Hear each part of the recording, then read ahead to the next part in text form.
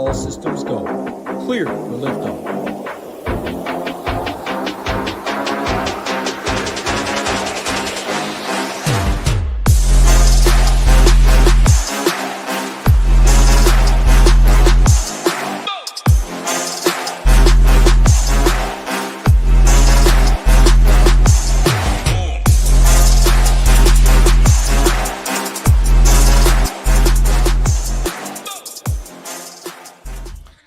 What is going on, everybody? Hope everyone's having a great week. I'm ready to talk some fights with my man, Big Marley. 13 fights on tap. 13 is a great number. Fingers crossed we keep all 13. A couple midweek, like you see 8,300, 6,900. I don't know why. Khaos and Nicolle don't have prices yet.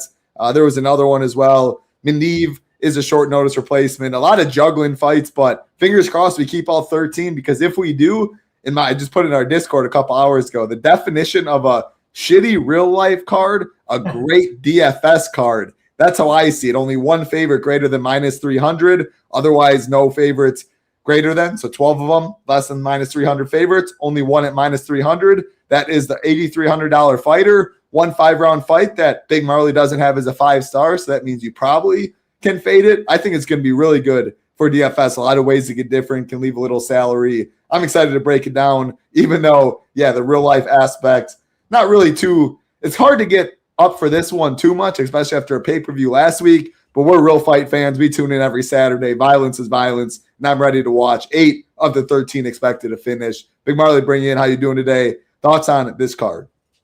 Yeah, I'm good, and I have the same exact thoughts. That's what I was thinking is we got a pretty low-level fight card to watch, but it's really a perfect DFS card. And I kind of expect a solo shipper on this one. As long as there's some salary left on the table, I think there's going to be lots of ways you can get different. So many live dogs on this card.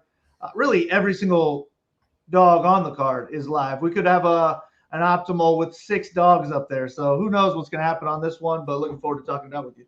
Yeah, and I love those cards. Again, it's not great real life, but give me a bad real life. If it has to be a good real life and shitty DFS, so like 11 great fights, or the White House card, whatever it is, 8 great fights, even though I don't even know if they're all great, but a real good real life card, the 10 fights, shitty for DFS, or a really bad real life card, but great for DFS. If prizes are still good, which are still 100K up top, give me the bad real life, good DFS all day long. We're in the business trying to make money. We're going to try and help break it all down. It's a lot more than just picks and plays, game theory, roster construction. We'll do our best to break it all down, line movement, etc. All we ask, like button, subscribe button, helps us out a ton. And before I hop into anything, I got to pull up. Look at this beautiful graphic. Little 3 candles, 3 ship it rockets. We are turning 3, join for free. We are turning 3, I believe tomorrow. It is May 15th. Tomorrow is our 3-year anniversary. And what we are doing for that is giving away a week for free. It expires May 17th. So you are watching, you are still able to get in. Head over to shippingnation.com. You'll see the banner up top. Everything is included except SaberSim, so you are able to get in the Discord. You are also able, as you can see right above, PGA is going on, PGA Championship, massive prizes, Showdown, great prizes, so we got you covered there. NBA playoffs, shout out to Little Neck, does a great job with the Showdown content. MLB's going on in full force. Of course, MMA, NASCAR on Sundays, big prizes, and NHL playoffs going on too. So 6 sports, you can get all of that content for free. Nothing is better in this world for free. So again, join us for free. Get in the Discord, the best Discord around. And I think you will love what you see and probably want to extend. So we appreciate everyone hanging out. Again, like button is all we ask for on this show. We appreciate all the support. And I want to drop, I want people in the YouTube chat to drop their favorite dog not named Mel Costa. So 7.5K and below. I'm curious to hear whose people's favorite dog is this week. Big Jim Miller, 42-year-old Jim, gets the job done last week with the tight guillotine. Things you absolutely love to see. Any broad slate before? I mean, we kind of talked some broad slate, but any other things you want to mention before we go fight by fight? No, man, I think it's going to be a tough one. You already mentioned, I don't think this is going to be a main event that we have to really focus on a whole lot. And then every underdog on the card is live, but we also got the Bukowskis, who's going to get a ton of ownership at $8,300. But aside from him and just typical main event ownership, I think it's going to be pretty spread out. I totally agree. I think it's definitely spread out. No one higher priced than 9,200 on the card. And again, with so many live dogs, salary does not mean too much this week. The two chalkiest, Modestus Bukauskas, minus 335 favorite in a fight, minus 170 to finish. He definitely, I think, will be the most popular. And after that, I think it'll be Mel Costa at 7,600. He's taking a whole lot of money when we get there. He's down to plus 105 on Bet Online. It might go off as a coin flip. I definitely value line movement. Last week, a crazy week, that Buckley line movement got hammered to like minus 230, and it didn't pay off, but he still was only 28%, and I believe Brady was 23%. I know Brady was on the winner, helped me get the job done, but people don't adjust enough to the line movement, especially the late line movement. I think a lot of people build their teams Friday, maybe Saturday morning. So if there is a lot of late steam, I don't think people adjust for it as much. Doesn't always work out. I know it bit a lot of people, but that's one of the notes I had coming into this week. We will go bottom to top like always. Again, 8 of the 13 expected to finish and only one favorite, which is Modestus, over minus 300. 3 women's fights. We will kick it off with a women's fight. Nicolle Caliari minus 275 taking on Shauna Bannon plus 235, minus 325 for this fight to go the distance. We have Caliari plus 280 inside the distance, Bannon plus 900. I'm going to kick it off with a hot take right here. Nicolle Caliari is going to be one of my favorite. You called the Ochoa? Ochoa was your guy last week, right? That got 108. Yeah, he would have been on the winner over Chimaev. So the winning lineup, which was split a decent amount of ways, was not the actual optimal. If you went Ochoa over Chimaev, it would have been on the winner. Caliari is my Ochoa from you last week in a different way, but no one's really going to – not no one, but it's tough to click her at 9K with the fight very heavily juiced to go the distance, the second most. But I think Shauna Bannon stinks. She just got submitted by Sam Hughes in the second round last week.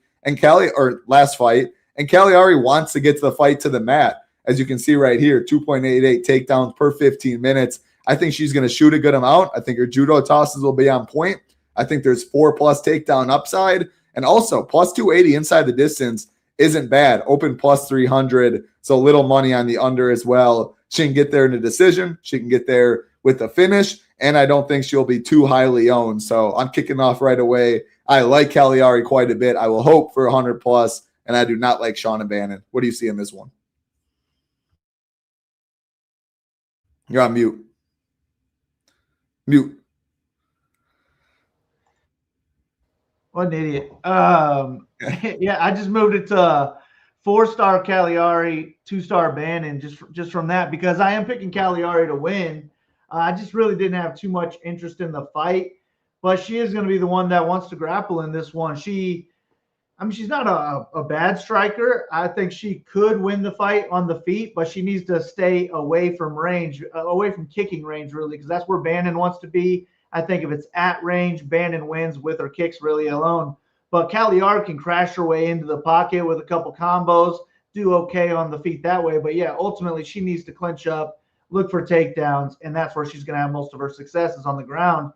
And she does add 4 takedown upside here. So I think she'll have to land multiple takedowns for her to look like a minus 300 favorite or whatever she is now. And money keeps coming on her. So I think that makes sense to be on the Caliari side of this one. She will be unowned.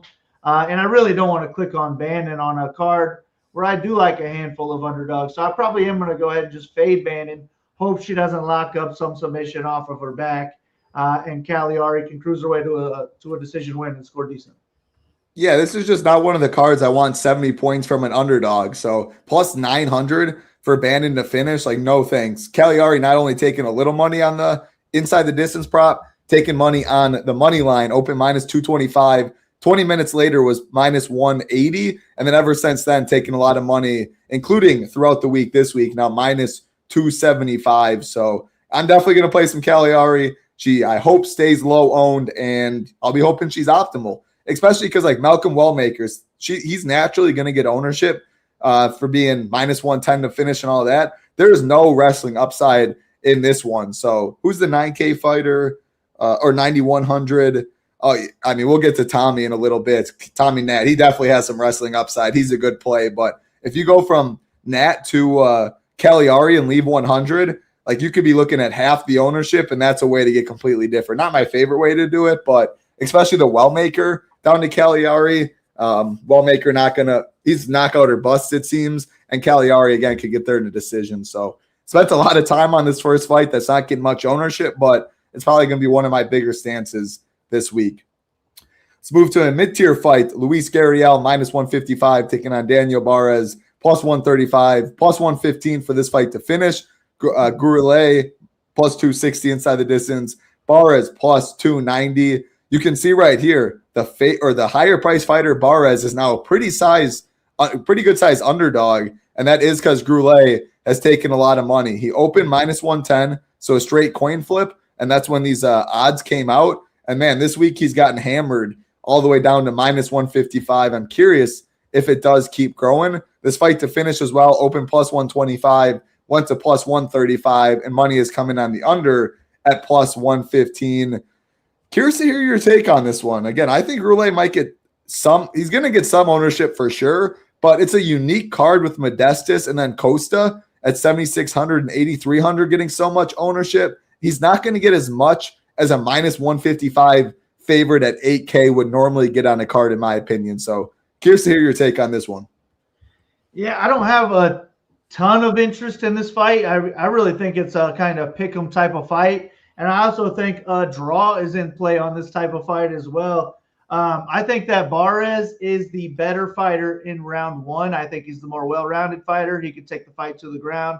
He could win it or finish it there. I think he's also dangerous on the feet in round one, maybe a little bit more aggressive overall as well. But at 37 years old, handful of losses, he's definitely at the end of his career, and he doesn't have great cardio as is. So if he's going to come out hot in round one, I think he could finish, score 100-plus points beyond the optimal lineup. I have him as the 4-star for that reason. But after round one, I don't trust this guy at all, and I think Gurule is more likely to win the second and the third round. Also, I mean, not also, but albeit at a lower pace. I think he is more of a consistent, slower pace kind of guy. He does have power. He could knock out Barez, I guess, in any round. I think more likely second and the third round. But I'd worry about him kind of cruising his way to a decision, maybe drop the first, win the second and the third, and score 50, 60 points on the scorecards. He has that in his play. But if he gets a knockout, he could score anywhere from 60 to 100 in this card. So I'm not against Gurule, but the more money comes in on him, the higher his ownership is going to get, and the higher his ownership gets, the less I like him. So my preferred play is going to be Barez, but I don't love this fight. Yeah, I don't love this fight either. Again, plus 135, this fight was to finish on Tuesday, now plus 115, which is a little appealing.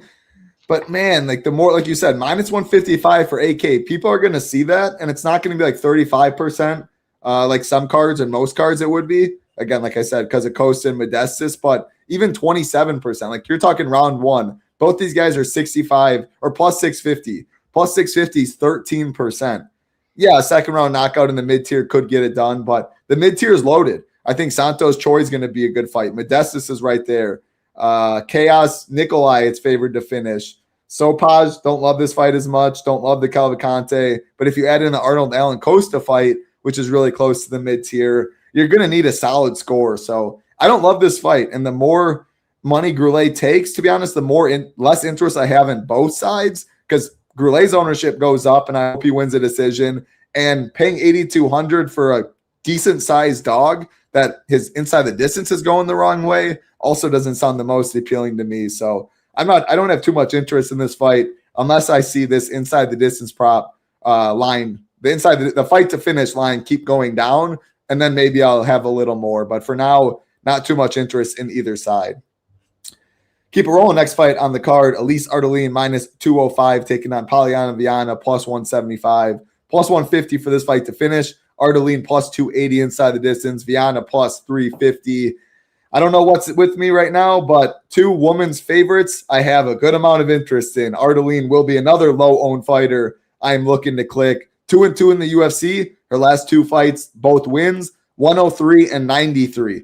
You can see 7.35 significant strikes per minute. High-volume striker. Polyana Viana, a grappler. So we're looking at a clash of styles right here. And Ardelean, open plus 335 inside the distance, now plus 280.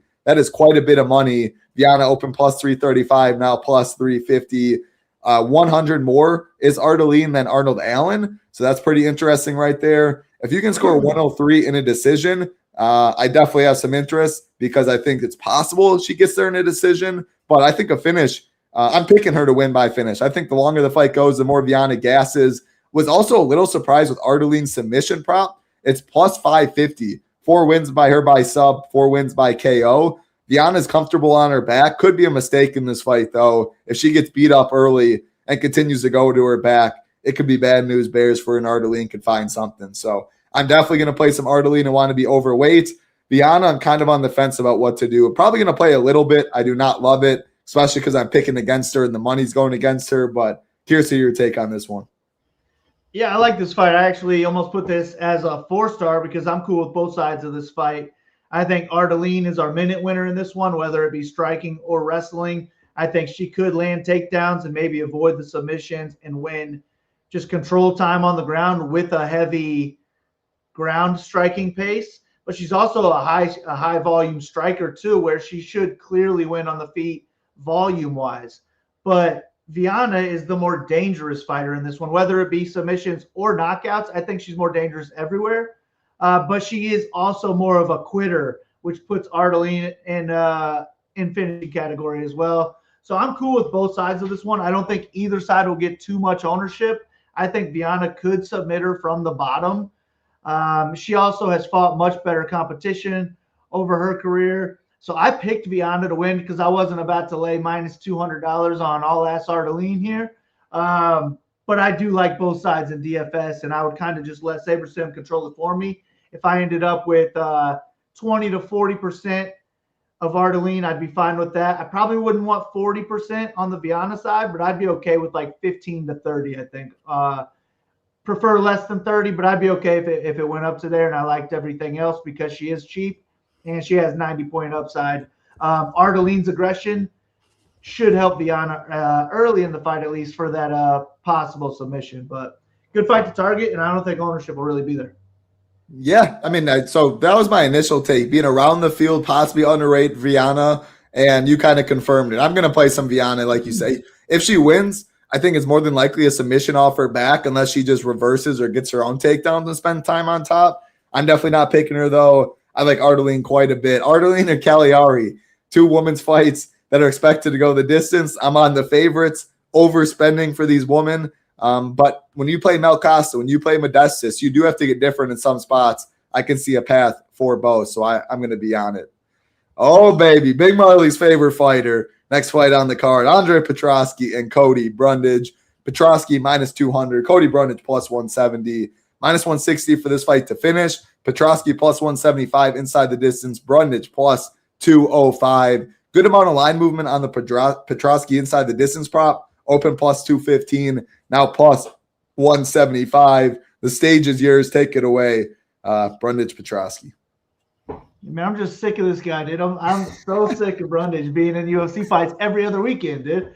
So I'm rooting for Petroski to finish him in the first round so the UFC can just be done with him. And I am going to pick Petroski as my pick to win, my preferred play. I do think he has more 100-point upside with that early first-round finish potential. But after round 1, I really don't trust Petroski to wrestle heavily in rounds 2 and 3. I think he's going to start to slow down as the fight moves along. I think Brundage is the better and more dangerous striker. And if it's a boring striking match, I would much rather have a Brundage than an $8,900 Petroski. And I do think Brundage could knock him out in any round. So, unfortunately, I think Brundage is definitely playable, definitely live on this card, which makes me want to play limited lineups just so I don't have to throw too much money into the pot. And I would rather just play a couple lineups and root for Petroski and play him in those lineups. But yeah, give me Petroski, round 1 sub. A lot of bias in that one. I'm going Cody Brundage by knockouts. And yeah, it pains me. It's mainly the odds. Like Andre Petroski knocked out 4 of his 5 losses, is a minus 200 favorite. Brundage can wrestle a little bit. If he can use that defensively when he's fresh, which I think he can, at least threaten guillotine, keep it on the feet. I mean, man, Petroski can get knocked out by anything, and Brundage does have power early. But I like both sides. Petroski averages 3.15 takedowns per 15 minutes. Inside the distance prop has been steamed. 8,900. Put Wellmaker in, take Wellmaker out, go Petroski, leave 300. I can argue you're almost gaining more upside because Petroski has 5-6 plus takedown upside and submission upside. Brundage has quit plenty of times in the past. And yeah, I think this is a favorable matchup for Brundage in the sense of he's going against a glass chin on the other side. So I like this fight quite a bit. Obviously, it could be a no contest, a DQ, whatever, because Brundage finds ways to get in those fights. But I think at this price, it's Brundage, dog or pass. DFS-wise, though, I like both people's upside, so I'm definitely going to be playing both. What's up, Little Neck? Great to see you again. Shout out to great showdown content in the NBA streets. Very sharp in a lot of different sports. Love to see you in here. Next fight on the card, this one will be real quick for me. Jacqueline Cavalcanti, minus 170. Ketlen Vieira, plus 145. The most likely fight to go the distance on the card. Open minus 350, now minus 500. Cavalcanti plus 475 inside the distance. Vieira plus 550. No chance I am playing a fight that's minus 500 to go the distance when 8 of the 13 are expected to finish. 100 more is Ardelean and the Costa fight, and then 100 less, you are looking at the Santos Choi fight. Modestus is right there. Easy fade unless you're playing 150, and even then, I wouldn't fade anyone in 150 on this card. It's a high variance sport, but no chance for me. What about you? I'd fade Cavalcanti with 150 for sure. I wouldn't play Cavalcanti with your 150. But no, I'm just going to X this fight out because I think she wins a striking match, probably scores 60-something points, and that's just not going to cut it. Vieira has the higher ceiling. She would be our better grappler in this one. Has more one-punch knockout power, too. I'm not going to rely on a knockout from either one of them, though. I think Cavalcanti just cruises to a fairly clear decision and doesn't score well. So I'll X them both out and hope that that's exactly what happens. But, neither one of them has ever scored 90 DraftKings points. So if you win first place and this one's on your lineup, man, congrats. I just won't be the one. I definitely won't be the one either. 13 fight card, making it a 12 fight card. Again, they're not going to get much ownership, but in my opinion, they're always going to get some, and I'll view those people as paying the rake this week. Next fight on the card, I'm excited for this one. Tommy Gantt taking on Artur Minev. Again, it was Gantt against Trey Ogden. Out was Ogden due to injury. In steps Minev on Tuesday. Somebody's O has to go, as you can see right here. Two guys making their UFC debut, but 11-0 and 7-0. Minus 205 Gantt, plus 175 Minev, minus 160 for this fight to finish. Gantt plus 135 inside the distance. Minev plus 275. Quite a bit of line movement on this one, too. Gantt opened minus 400. 10 minutes later was minus 156, and now finds himself as a minus 205 favorite. I just think seeing minus 400 to minus 156 in 10 minutes shows that people do have respect for the Minev side. And I like Gantt, too. I'm looking like this as a wrestler in Gantt versus a heavy-handed striker in Minev. I'm definitely going to be playing both sides of this. Gantt has as much upside as anyone. I think ownership does come with, which then makes Minev a solid leverage play. Great inside the distance prop for the price at 275. And he took this fight on Tuesday, so maybe he comes out guns blazing and says it's a first-round knockout or I lose, which is also pretty good. So I really like this fight, real life and DFS. I'll be all over it. What about you? Yeah, I'm going to more so like the Gantt side. Minev is a striker. He's going to be just headhunting for the knockout, but he's not a high-volume striker. He's really just the headhunter, hoping that he hits a big shot. And he's never really fought anybody good. I only watched a couple of his fights, but all the ones that I didn't watch was against worthless opponents. I felt like I didn't even need to. But I wasn't very impressed. If he knocks out Gantt, he can score well. But if he – I don't even know if he could win a striking-based decision. I think it's knockout or bust for this guy. And I like other underdogs more. So I'm not going to get too much Minev. I also don't think the line makes that much sense. I think he should be a bigger favorite against Minev than he was against Ogden. But he's not. For me, I'd rather have the wrestler, the grappler wrestler who came into this fight with a camp, and now he's fighting a striker rather than somebody who he could have maybe struggled with on the ground. So I think this is a pretty good spot for Gantt, and he's going to be one of my favorite clicks on the card. $9,100 too. Most cards are probably paying $94 or $95 for a Gantt, but I'll take that $9,100 on this card for sure. Do you know what Minev's nickname is? Headhunter, actually. I believe Yeah, so. yeah. You said it within the sentence talking about him, so I didn't know if that was just craziness or if that was a little play on words there. But yeah, I think this is a great fight for sure. Appreciate everyone hanging out. We really do. Great support we've had all the way from the beginning. I'm hoping I get a couple messages at random times. My favorite ones is like, yo, your content just got me into the sport of MMA. Forget the DFS part. Obviously, I like that. But, man, mixed martial arts, one of the best sports in the world. As alpha as it gets, 2 trained killers, the discipline it takes to even make weight, the whole camp during all this.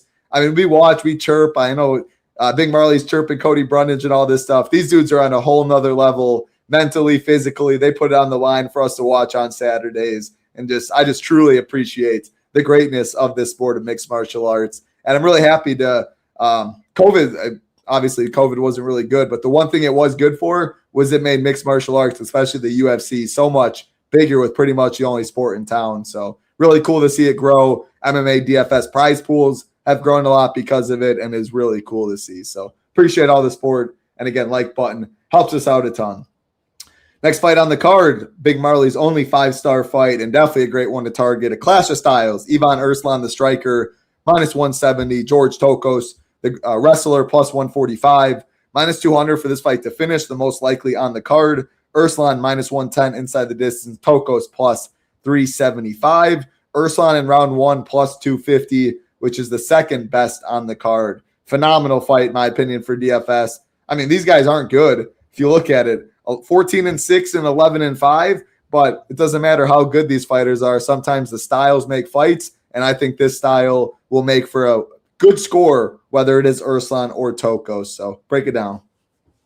Yeah, I think we got knockout potential, early knockout potential with Erslan here, where he could score 100+. And then we have decent pace grappling potential from Tokkos, where if he wins all 3 rounds in a decision, he could, I think, score 100+ in this one. So I think both sides are very in play, but I am more so on the Tokkos side because even in a striking match, I think Tokkos could win a striking match just because Erslan is so low volume. If he doesn't get the first round knockout, I just don't really like Erslan very much. He's powerful, but he's not going to go out there and blow you away with volume, and he shouldn't be looking for takedowns in this matchup either. So I would rather have Tokkos, who I think is going to work for my money. Even on the feet, I think he could match Erslan volume-wise, but you just don't want to strike with him. Go out there and wrestle this guy where you can just keep top control, and I don't think Erslan has anything off his back. So my preferred play is the underdog. I think the line should be closer to even. And if Erslan doesn't get a first-round knockout, I just don't think he's on the optimal lineup. So I'm hoping he gets a good amount of ownership. I think he is fine for MME, but I want to be underweight Erslan, overweight Tokkos. He definitely going to get a good amount of ownership. Man, underweight, that's ballsy. There's no doubt about that, but it makes sense. It definitely makes sense. I'm going to play a good amount of both sides. Erslan tied for the best inside the distance prop at -110. Actually, I haven't seen Modestus's yet. Let me check. +100. So, yeah, him and Wellmaker are tied at -110 and then +250 in round 1. Wellmaker's +240. Any Wellmaker team can definitely go down to Erslan, but a great fight to target for sure. Wow, this line has moved a bunch. This next one, Khaos Williams now -112, taking on Nikolay Veretennikov, -108. -160 for this fight to finish. Khaos +170 inside the distance. Nikolay +215 on Tuesday. When I put all these odds up, he was -130 was Khaos. At open, he was -150. Nikolay has continued to take money. My guess is by fight time, he will go off as the favorite for 400 less. And if that's the case, there's a chance that Mel Costa at 7,600, Nikolay 7,900, Gurule at 8K. I thought there was one more. Maybe it's those three. 3 cheaper fighters, though, might go off as the favorite this week. And then Modestus at 8,300. Just a crazy, crazy card we are looking at. But I'm really torn on this fight. I think your 3 stars says it all. Like, both guys good inside the distance props for their price. Both have heavy hands. 8 wins for Khaos by knockout, 10 for Nikolay. but no wrestling upside on either. And I think it probably goes the distance. Over 1.5 minus 220, over 2.5 about a coin flip. If it gets to the third round, I have a hard time seeing it be optimal on this high scoring card. So I'm not going to fade it, but I'm either underweight or probably capping it at their inside the distance prop. And actually probably even less than their inside the distance prop. I don't love it. I really don't love it, but curious to hear what you got to say. Yeah, I really don't love it either. I think the line movement is going to make me just fade Veretennikov, and it would be Williams or pass for me. But I wouldn't want a knockout from Khaos if I'm going to play him at 8,300 in a decision win. I just don't think Khaos is scoring 10x $8,300. Even in a third round knockout, I don't know that he's going to get there. But we don't want that. Power. He can be aggressive. Sorry, 10x is like terrible on this card for these prices. Like 83 and 79 is not cutting it this week. Yeah. And I really think we need a finish from either one of them. I think there's a little bit of wrestling upside for Veretennikov's side, but he doesn't do enough with it where you have to worry about 100 points in any kind of decision win. I'm going to fade Veretennikov and hope he doesn't get a knockout. I think that the line is kind of based off Williams' last two fights where he kind of got dominated by Gustafsson, took him down 8-9 times, but that's not Veretennikov. And then the fight before that was like Gabriel Bonfim or something like that. It was just way more dangerous than Veretennikov, and he's also a better wrestler and a better submission artist. So I just think they're totally different matchups. I favor Khaos slightly in this one. I just don't know that I want to play him in DFS. I hope that he wins the decision and scores in the 70s. I agree. I don't like this fight too much. I'm probably going to be underweight when it's all said and done. Very curious to see where that line keeps going, though. Pretty much a coin flip now, open minus 150 Khaos. I wouldn't be surprised if Nikolay closes like a minus 125 favorite on Saturday. Couple fights left. Next mid-tier fight, Bernardo Sopai minus 148. Timothy Kawamba plus 128. Plus 160 for this fight to finish. Sopai plus 270 inside the distance. Kawamba plus 425. I'll throw it to you first. I see you have it a 2-star. I take it not much interest. Yeah, not really too much interest. I think you could play Kawamba as an underdog, but his ceiling would have to come with a knockout. I just don't think he's a minute winning scorer. I don't look at him to get more than 1 or 2 takedowns really in any fight. But in this matchup, I like Sopai to be the better wrestler. Both of them are going to be pretty low volume, but I like Sopai to be higher volume. So my preferred play is going to be the favorite in this one. I don't even want to play too much Sopai because I don't think he'll wrestle as much as I would like. But he is only $8,400. He's a good pivot away from Bukauskas if you want to go that route. So I'm thinking for me, it's Sopai or pass, with pass being my main option. I'm kind of with you. So Pi is my preferred play because if someone wrestles, I think it's him. If someone gets a finish, he's plus 270 versus plus 425. So it's more than likely him. But, I mean, I respect Timmy Kawamba. I think this is just kind of a junkyard fight between the two that doesn't really score but goes the distance. And if that is the case, it is not going to get there. On Tuesday, this fight was plus one. Actually, it opened plus 130 to finish. Tuesday was plus 160. Actually, let me take that back. Open plus 130 to finish. Tuesday was plus 150 to finish. Today it's plus 160. So a good amount of money has come in on the over 2, which I do not like to see in a loaded mid-tier where I'm expecting some 90-plus scores that are on the optimal. So I'm in agreement. I do not like it much. If you had to pick this fight or the Khaos fight, which one would you choose? Just both favorites. I think that Khaos has the highest ceiling with the first round knockout, but Sopai scores more in a decision. I agree. I would choose the Khaos fight because I'm hunting for upside, and that's minus 160 to finish versus plus 160, but I don't love either. All right, let's get to the most interesting fight on the card. Again, it was Modestas Bukauskas against – why am I blanking? Let me pull it up quick because this fight was canceled a little earlier against Rodolfo Bellato. It was Modestas versus Bellato, a pretty closely lined fight. Out is Bellato in steps Christian Edwards, 8-4 Christian Edwards making his UFC debut, and that leads to Modestas being the biggest favorite on the card. And because pricing was already out, it does not change. He opened minus 300. Now he's minus 350, and Edwards is plus 285. This fight's minus 170 to finish. Modestas plus 100 inside the distance. Edwards plus 385. I'll throw it to you. What are you doing in this one?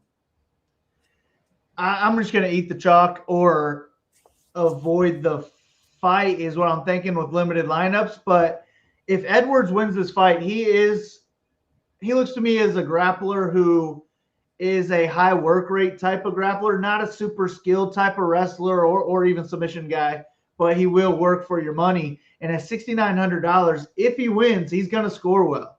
But he's taking this fight on a couple days' notice. It's a catch weight, 215 pounds. So that tells me that he's too out of shape to make 205 pounds. So if he's going to come in here looking to wrestle heavily in the first round, I don't think he's going to be there in rounds 2 and 3 for any type of wrestling. And I think Bukauskas puts him away in the second or the third round. So Edwards probably needs a submission. This is also me guessing. I don't know anything about Edwards. He might not be out of shape. A lot of guesses there, but it also kind of seems like it's baked into the line. But Bukauskas is going to be the better striker, not a high volume striker, so he's not going to score well in a decision. He's also not going to look to wrestle in this one. So we need the knockout for Bukauskas. So since he's going to have so much ownership, I think this is one where you could cap him at his knockout line, maybe even a first, second knockout line, something like that. Because I feel pretty good about him not being on the optimal lineup if he wins a decision. I would think he might even lose the first round if that's the case. So the ownership makes it difficult, but you're getting $1,000 discount on Bukauskas, who's he's the biggest favorite on the card now, right? Yeah, biggest favorite on the card. And in my maybe wrong opinion, I just think that he's going to have a really easy time in the second and the third round in this one and probably not even need the decision. So Bukauskas is my pick to win by knockout, but he's going to have to get past the first round, and Edwards is probably going to want to wrestle heavily in that round. Yeah, I mean, I think on this card, there's enough ways to get different where I'm definitely good eating Modestas chalk, and I will in plenty of teams. But when I'm not playing Modestas, I do know for sure I'm going to play some Edwards. He's plus 285. Plus 285 is 26% chance to win. His inside the distance at plus 385 is 20.6% chance to win. I think his ownership is going to be a lot less than 20%. It might even be 10%, 9%. And then not only are you getting good odds that way, the leverage of if he beats Modestas, 60% or whatever it is of the field is gone, just makes him so intriguing in a fight minus 170 to finish. So for all those reasons, I'm definitely going to play some Christian Edwards. 6,900 opens up a lot for your teams. More importantly, a lot of teams are buried with heavy ownership on the Modestas side. So Edwards is an easy click for me. Modestas is an easy click for me. I mean, I'm going to have some fight fades, but honestly, I think I just want to jam Modestas and Edwards and hope Modestas puts up 100 plus or Edwards wins the fight, and I'll take my chances that he gets there. So I want a good amount of exposure on both. I'd love to be overweight on both. I'm not going to make it a point to jam it and go 100%, but if I did have 100%, I would be fine with it. Modestas can be boring, though, at distance. There's no doubt about that. It is worth interesting to note, you're probably going to be surprised. Edwards by KO plus 450. Edwards by sub plus 2,000. And again, that could be ground and pound like him being on top, but I kind of surprised by seeing that. Yeah, that's interesting. I like this fight, though. I'm definitely going to play it. And again, using just the math versus ownership, I think Edwards is an elite $6,900 play with the leverage you are going to get on Modestas. 3 fights left. Again, first, just want to turn the page and show that we are turning 3 years at Chip Nation tomorrow on May 15th. So we are we are offering people to join for free. We are turning 3, join for free. There you go, little catch on words. For until May 17th, if you go to shipnation.com, join the nation or just click the banner, you get all of our content and access to the Discord for free. We'd love to have you. You get it for a week, and it is absolutely free, so there is no catch for that. Get some MMA content, get some NASCAR, NHL playoffs, NBA playoffs, PGA Showdown, and MLB content, including great Discord, a lot of laughs, a lot of knowledgeable people in there you can bounce ideas off of. So happy 3 years to us over here at Chip Nation. 3 fights left. Malcolm Wellmaker, the highest price and tied for the second biggest favorite, minus 274, taking on Juan Diaz, plus 234. Minus 180 for this fight to finish. Wellmaker minus 110 inside the distance. Diaz plus 400. I've kind of already tipped my hand, but I plan to be underweight Wellmaker, maybe with the field at best. But a lot of that has to do with I can plug in Wellmaker and go Caliari. I can go plug in Wellmaker and go Tommy. I can plug in Wellmaker and go Erslan. If I'm eating Modesta's chalk and Mel Costa chalk and other chalky spots, I'm not trying to zero up my money and play Wellmaker. Sure, he can get a first-round knockout, which is plus 240. Plus 240 is 29%. To be honest, I probably cap it around there because he's not going to wrestle. Sure, a second-round knockout could get there, multiple knockdowns. I'm not saying he's round one or bust, but I'll take my chances if it gets outside the first round that he won't be optimal. So yeah, I'm just naturally the highest price fighter at 9,200, which is crazy. Most of the time it's way like 96, 9,700, which shows how good this card is. But I can plug him in and then drop to a couple other fighters in the upper tier with similar upsides. So I don't like Juan Diaz, though. I think Wellmaker is going to get back on track. Ethan Ewing showed against Esteban, like he might be the real deal. So he lost at like that $8,300 price tag against a short notice fighter. I'm not going to knock him for that, but it's just more so the nature of this card. I hope the highest price fighter is not optimal. What about you?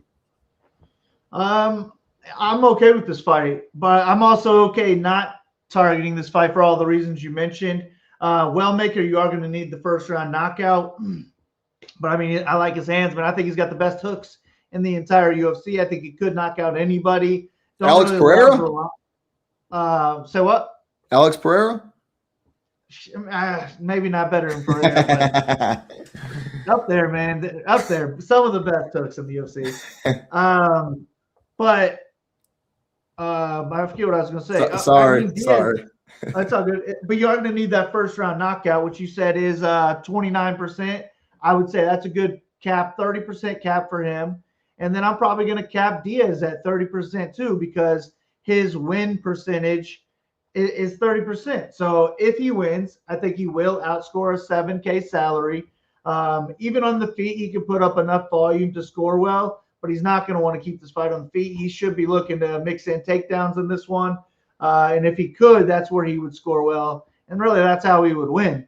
So I think 30% cap on both of these guys makes a lot of sense. Either one of them could be there, but I also don't feel good about clicking either name. So like a single entry, I would rather just leave salary on the table, go down to Gantt or Petroski, even something like that.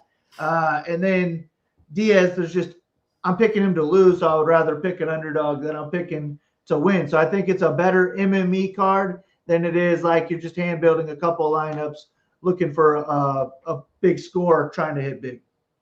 Yeah, I mean, I'll say that every single week. I'm definitely team MME over single entry. Some people are better at single entry. I am dog water. Well, that's what the kids like to say. Absolutely cheeks at single entry. I try and go MME, make competitive lineups that make sense with each other while dialing in exposures and ownership that I like. But yeah, I'm probably going to be underweight on this fight when it's all said and done. Give me Christian Edwards over Juan Diaz for 100 less because of the leverage it offers. All right, 2 fights left. I think this can be a phenomenal fight. Daniel Santos taking on Doo-Ho Choi, minus 170 Santos, plus 145 Choi, minus 165 for this fight to finish. Santos plus 145 inside the distance. Choi plus 240. Look at this. Green. Santos 3.01 takedowns. Choi 1.43. Both guys average over 4.5 significant strikes per minute. I think the biggest difference between these two is the durability. Santos never been knocked out. Choi has, but I think these are two skilled guys that are going to leave it out there, and I think we're in for a great fight. I just hope we get a finish. I'm playing both for sure. What about you? Yeah, sweet fight. Probably the best fight on the card from a watching purpose. I think it's going to be a fun striking match where either guy could mix in a takedown here or there. Either guy could get a knockout really in any round of this one, so that's why I have it as a 4-star. But I would worry about both scores in a decision. I also think it could be a close back-and-forth fight where you don't know who's even going to win the fight.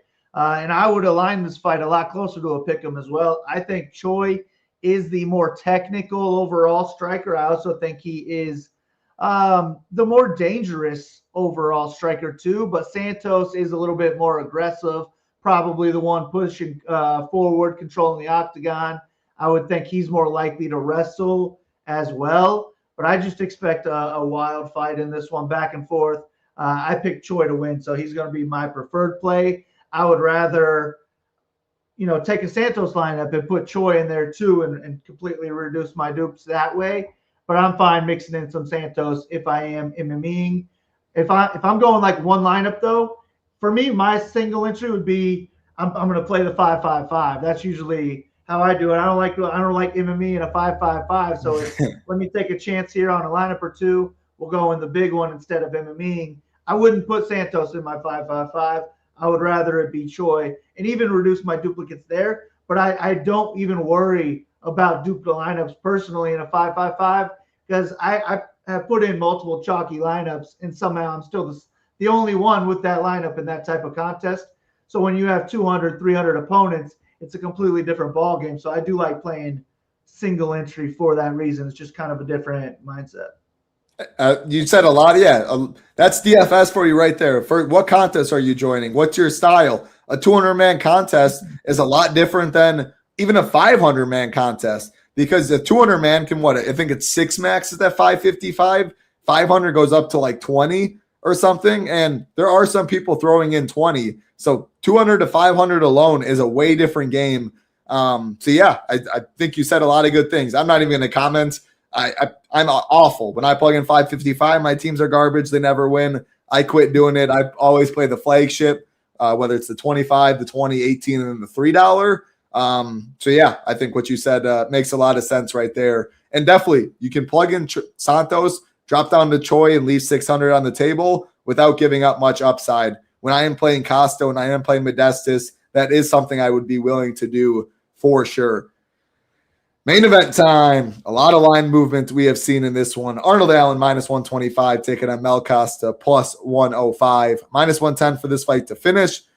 Allen +190 inside the distance. Costa +375. 375, 325. +325, excuse me. This fight opened +105 to finish, now -110. So money has come in on the under.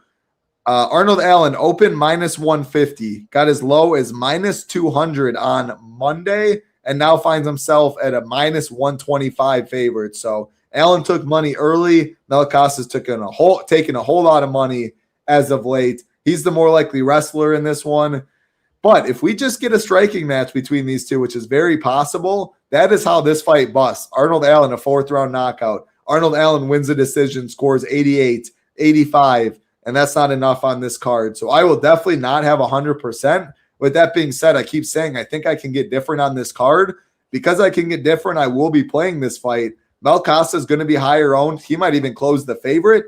7,600 favorite in a 5-round fight is usually something I don't ignore. So I'm fine eating that chalk. It's just when I'm playing him and Modestus together, I'm going to be cautious on what I do with the last 4. And I think Arnold Allen's a good play because he's a lot more likely to finish at +190, but he's going to be lower owned than I think people expect. And I think Mel Costa will be higher owned with all this line movement, which then you get a lot of leverage. 8,600 doesn't break the bank. On this card, it doesn't even matter that much. So I'm definitely going to play the fight, going to have some fight fades.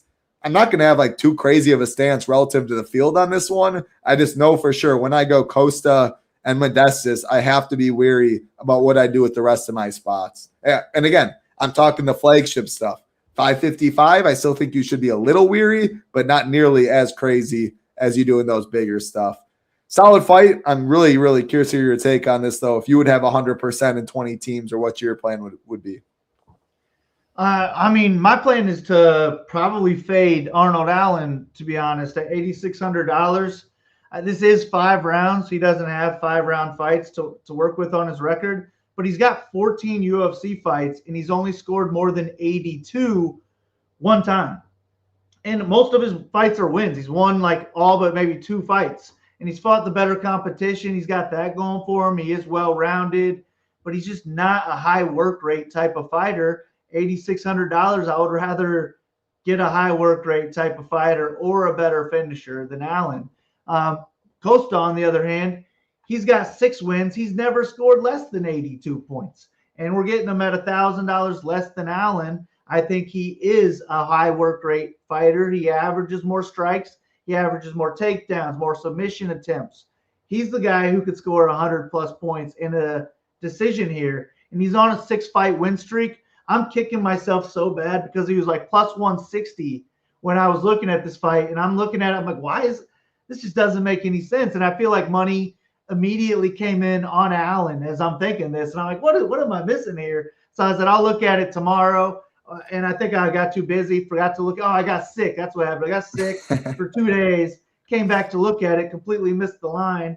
And now I've missed it even more. So I'm just going to X out Allen. It's going to be Costa or pass, but I do like Costa. I liked him when he was plus 160. I like him even more now that he might be a favorite going into the damn fight.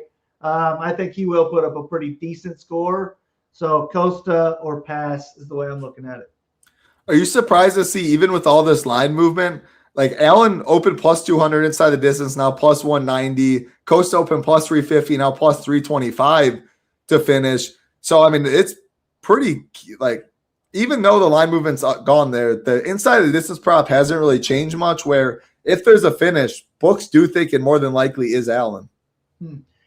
I would say because of Costa's pat, like who was it, Moises or somebody finished him really easily. Yeah, Thiago Moises. Like if Moises is finishing, you got to worry a little bit. That was his UFC debut a long time ago. He's a different man now. So I'd say that does surprise me. I would say it goes down. Hey, I'm excited for this one in the sense of I think it's a phenomenal DFS card. A lot of added wrinkles. 7,600 guy main event might be a favorite. 8,300 the biggest favorite on the card. Might have a $7,900 favorites.